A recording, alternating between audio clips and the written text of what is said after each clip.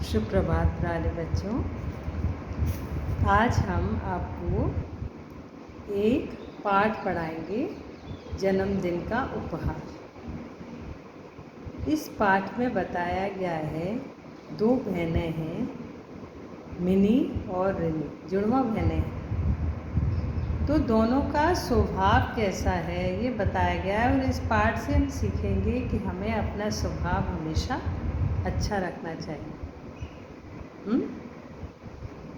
तो मैं आपको पाठ पढ़ाऊंगी, आप अपनी किताब खोलेंगे, उसके साथ पढ़ेंगे। मिनी और रिनी दो जुड़वा बहनें थीं। मिनी देखने में तो सुंदर थी, जबकि रिनी का साधारण रूप रंग वाली थी। मैं किताब की फ़ोटो दिखाती हूँ आपको, उसमें देख के आप पढ़ेंगे तो आपको पढ़ना भी आ जाएगा अच्छे से, ठीक है। इस कारण मिनी को स्वयं पर घमंड था। वह सदैव रिनी को नीचे दिखाने का मौका ढूंढती रहती थी। मम्मी पापा भी उसकी आदत से परेशान हो जाते थे। वे जो कुछ भी खरीदते दोनों के लिए एक जैसा खरीदते। फिर भी मिनी रिनी से लड़ जाती। उसे अपनी चीज़ें अच्छी नहीं लगती थी, बल्कि वह रिनी की चीज़ें लेने की ही जिद करती थी, है ना। हमें ऐसा नहीं करना चाहिए। जो चीज़ पेरेंट्स हमारे लिए लाएं, हमें उसी से सेटिस्फाइड रहना चाहिए, ना कि अपने भाई बहनों की चीज़ें लेनी चाहिए। एक बार मिनी और रिनी का जन्मदिन आने वाला था। दोनों काफ़ी खुश थे। जन्मदिन पर वे खूब मस्ती करती थी। मम्मी पापा भी उन्हें उपहार देते थे। आप सबको भी उपहार मिलते हैं ना जन्मदिन पर। इस बार भी मम्मी पापा दोनों के लिए एक एक फ्रॉक लाए थे। मिनी ने रिनी से कहा, रिनी तुम तो काली हो और मैं गोरी और खूबसूरत हूँ। लोग तुम्हें नहीं मुझे देखेंगे। तुम्हारा फ्रॉक ज़्यादा सुंदर है, इसलिए तुम मुझे अपना फ्रॉक दे। बल्कि मम्मी पापा एक से ही फ्रॉक लाए थे, लेकिन उसे रिनी का फ्रॉक ही सुंदर लग रहा था और उसे वही लेना था। बल्कि रिनी को भी अपना फ्रॉक बहुत पसंद था, वह उसे देना नहीं चाहती थी। यह सुनकर रिनी दुखी हो गई। वह सोचने लगी कि काश वह भी मिनी की तरह देखने में गोरी और सुंदर होती तो कितना अच्छा होता। लोग उसे ही देखते और उसे सुंदर सुंदर उपहार भी मिलते। लेकिन अभी तो उसे अपनी चीज़ें भी मिनी को देनी पड़ती हैं। उसे अपना फ्रॉक बहुत पसंद आया था, फिर भी वह मिनी को देना पड़ रहा था, क्योंकि वह झगड़ा करना नहीं चाहती थी। क्यों देती थी? वो उसे मना भी कर सकती थी, लेकिन उसे लगता था चलो मेरी बहन खुश हो, मुझे वही काम करूँ। वह किसी को परेशान करना नहीं चाहती थी। उसका देखो कितना अच्छा नेचर था, है ना। रिनी का स्वभाव बहुत अच्छा था, तो वह अपनी बहन को खुश करने के लिए अपना फ्रॉक उसको दे देती है। वह मिनी से लड़ाई नहीं करना चाहती थी। मिनी ये फ्रॉक पाकर काफ़ी खुश हो गई। फिर तो बहुत खुश हो गई, अरे वाह मुझे तो अच्छा वाला फ्रॉक मिल गया। जन्मदिन वाले दिन मम्मी ने दोनों के लिए केक मंगवाया। शाम को मिनी ने रिनी का नया फ्रॉक पहन लिया। वह फ्रॉक पहनकर बहुत इतरा रही थी, है ना। आप इतराते हो ना नई नई चीज़ें पहनकर, बहुत खुश होते हो। इधर रिनी ने अपना पुराना फ्रॉक पहना और दोस्तों के बीच आ गई। वे सभी उसे देखकर हंसने लगे।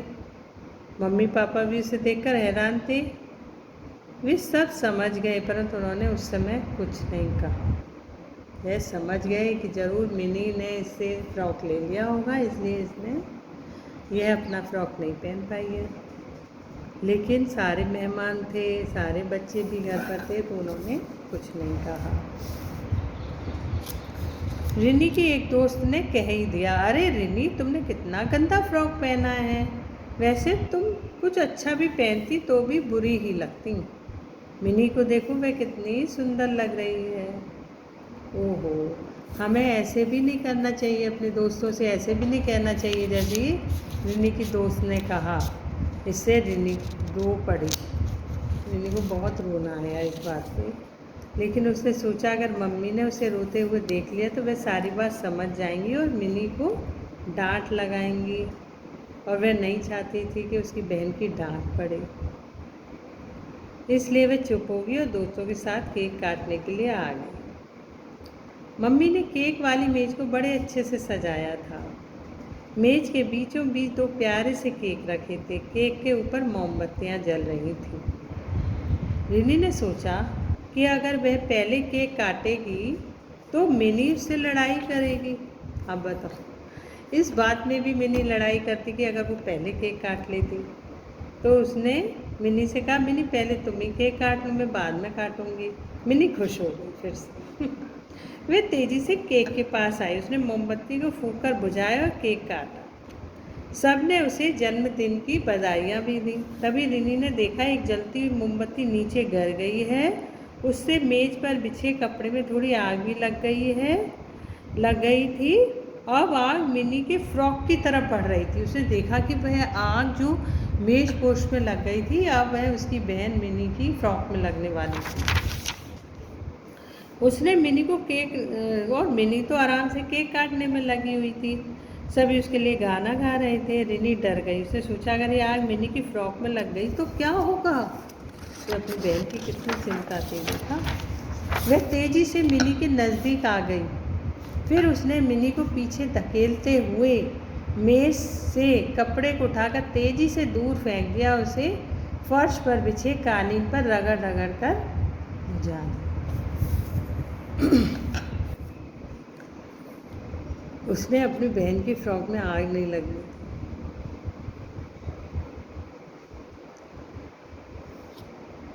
मम्मी पापा व सब बच्चे को लेकर बगीचे में आ गए। अचानक वे इस हादसे से काफ़ी सब डर गए थे।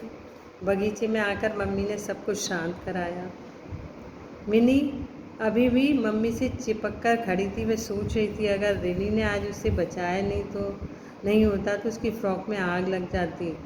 फिर तो फ्रॉक के साथ वो भी जल जाती। उसकी आंखों में आंसू आ गए।